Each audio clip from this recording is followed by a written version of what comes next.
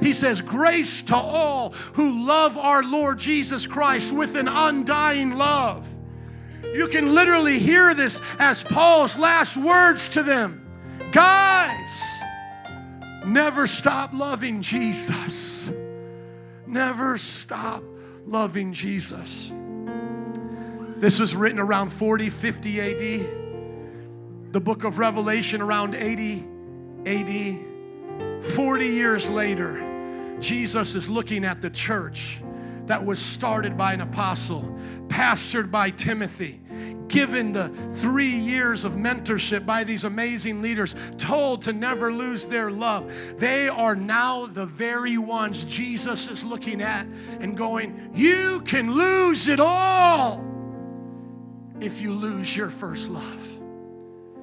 So you think I'm going to play games with this?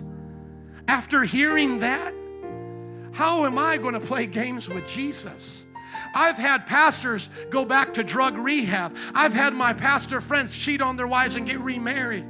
I've watched people commit suicide. Are you listening to? I've watched people go back to the streets and live horrible lives. I've watched people become New Agers, atheists. Do you think I'm going to play with this? No, we better guard our hearts, my friend, because the devil's looking like a lion to devour us. And before, everybody get this, before he gets you to come back and get drunk and party and smoke weed and do all that, before he gets you to cheat on your wife, before he gets you to find pleasure in a same-sex relationship, what he's going to do is get you to fall out of love with Jesus. Because someone who's in love with Jesus will never cheat on Jesus. I can't cheat on my wife right now. It's impossible because I love her too much. I don't have room for another woman. I don't have more love or time to give. Everything belongs to my wife. But if my love life with my wife was wrong, somebody else could slip in and I could let them fill that void.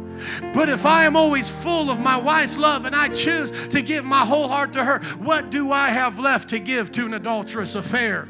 You better be so in love with Jesus that there's no room for the devil to get a foothold. You need to be so in love with the things of God that the devil can't draw you in with his temptation, because you know what you have is not only worth living for, it's worth dying for. I love Jesus because he first loved me.